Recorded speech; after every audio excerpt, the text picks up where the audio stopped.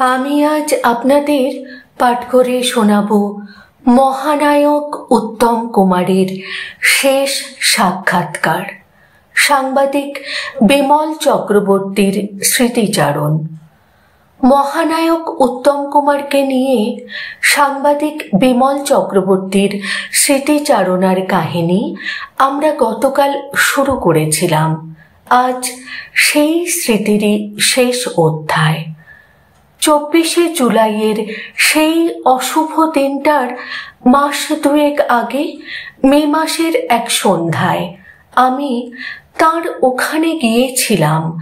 আনন্দলোক পত্রিকার সম্পাদক সেবাদার নির্দেশে উত্তম কুমারকে দিয়ে একটা আর্টিকেল করিয়ে নেবার তাগিদে।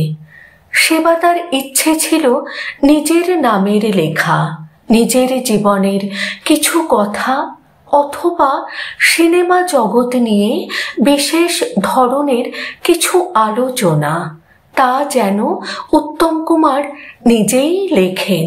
কিন্তু যেহেতু উত্তম কুমারের নিজের লেখার তেমন অভ্যেস নেই, আর তিনি ভয়ানক ব্যস্ত, অগত্যা সেবাদারি নির্দেশ মতো ঠিক হলো উত্তম কুমার ডিকটেশন দিয়ে যাবেন, আর হুবহু সেই কথাগুলি আমায় লিখে নিতে হবে।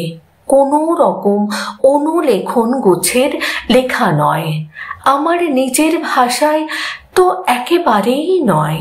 তিনি যেমন ভাবে বলে যাবেন ঠিক তেমনই ভাবে আমায় লিখে নিতে হবে। ব্যস্ত মানুষ উত্তম কুমারকে নিয়ে এই ধরনের একটা প্রচেষ্টাকে রূপ দিতে তার কাজের ফাঁকে ফাঁকে যেদিন যখনই একটু সময় দিতে পারতেন তখনই আমায় সেখানে যেতে হতো। উনি বলে যেতেন, আমি নোট করতাম। যেদিনই বেশি ক্লান্ত হয়ে বাড়ি ফিরতেন সেদিনই এক সময় না এক সময় বলতেনই, তোরা কি বুড়ো বয়সে আমাকে লেখক বানাতে চাস? তারপরেই নিজের শিল্পী জীবনের নানান অভিজ্ঞতার কথা উনি বলে যেতেন। আমি লিখতাম। সেদিন সন্ধ্যায়ও আমি ময়রা স্ট্রিটে গিয়েছিলাম একই কারণে।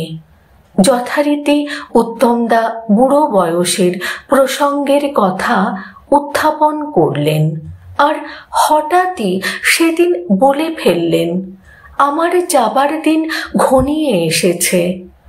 আমি বললাম, কি যা তা বলছেন, এত তাড়াতাড়ি কোথায় যাবেন? ইন্ডাস্ট্রিকে এখনো আপনার অনেক কিছু দেবার আছে।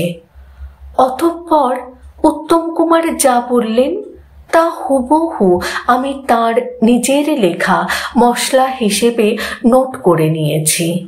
সেদিনের সেই অংশ এই রকম ছিল। দিনের পর দিন ইন্ডাস্ট্রিকে এতই অজ্ঞ লোকের ভিড় বাড়ছে যে কিছুই করার উপায় নেই। যার পরিচালক হবার মতো কোনো যোগ্যতা নেই তিনি পরিচালক হয়ে যাচ্ছেন। যে গল্পে কোনো নাটকই নেই তা নিয়েই চিত্রনাট্য হয়ে যাচ্ছে।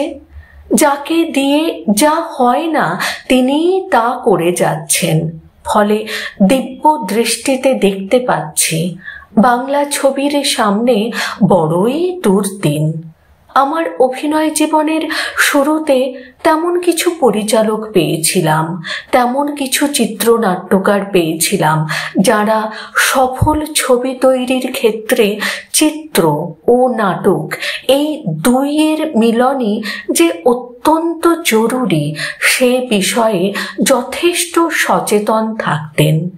নৃপেন্দ্র কৃষ্ণ, বিনয় চাটুর্যে, নিতাই ভট্টাচার্য প্রমুখ চিত্রনাট্যকারীর সঙ্গে যে কোনো পরিচালকের মিতালি তখন মন্ত্র শক্তির মতো কাজ করত। ছবি হিট করবে সেটা আগে থেকেই ধরে নেওয়া যেত। শিল্পীরাও সেখানে নিশ্চিন্ত মনে অভিনয় করে তৃপ্তি পেতেন। আজকাল উল্টো ব্যাপার। প্রগতি করে লাফালাফি হচ্ছে। ছবির নিজস্ব ভাষা বিষয়ে সবাই বিশারদ হয়ে পড়েছেন, কিন্তু সেই সঙ্গে ছবিতে একটা গল্প, একটা নাটক বলার ব্যাপার নিয়েও যে ভাবার আছে তা নিয়েই কেউই মাথা ঘামাচ্ছেন না। যে কোনো শিল্পকলার ক্রমবিকাশের ক্ষেত্রে এক্সপেরিমেন্টের নিশ্চয়ই প্রয়োজন, তাই বলে দিনের পর দিন তার অপপ্রয়োগ হবে সেখানেই আমার আপত্তি। দুঃখ হয় ভেবে যে বাংলা ছবিকে নিয়ে একদা গর্ববোধ করতাম, যে বোম্বাই একদা টালিগঞ্জের দিকে তাকিয়ে থাকত, সেই টালিগঞ্জ আজ বোম্বাইয়ের চাইতে অনেক পেছিয়ে। অথচ একদা এই টালিগঞ্জের সাফল্যের প্রেরণা নিয়েই বোম্বাই ছকে বাঁধা ফর্মুলা থেকে সরে এসে পরীক্ষা নিরীক্ষামূলক ছবি করার দিকে ঝুঁকলেন এবং সফলও হলেন। প্রগতির পথ ধরে কমার্শিয়াল ছবি হতে পারে, তেমন প্রমাণও আজ দিয়ে যেতে পারছেন বোম্বাইয়ের বেশ কিছু পরিচালক। ঋষিকেশ মুখার্জি, ভীম সেন, শ্যাম বেনেগাল, বাসু চ্যাটার্জি, বাসু ভট্টাচার্য, গুলজার প্রমুখ পরিচালকের ছবিগুলি দেখেও কি টালিগঞ্জের চৈতন্যোদয় হয় না? সেদিন ওই পর্যন্তই ডিকটেশন দিয়েছেন। আর একদিনের সাক্ষাৎকারের আর একটি অংশ। পরের দিন। অসংখ্য ধন্যবাদ জানাই আমি আমার সকল দর্শককে এবং আমার তরফ থেকে এই লেখনী যিনি সোশ্যাল মিডিয়ায় পোস্ট করেছেন তাকে আমার তরফ থেকে এবং আমার পরিবারের সকল সদস্যদের তরফ থেকে অসংখ্য ধন্যবাদ জানাই।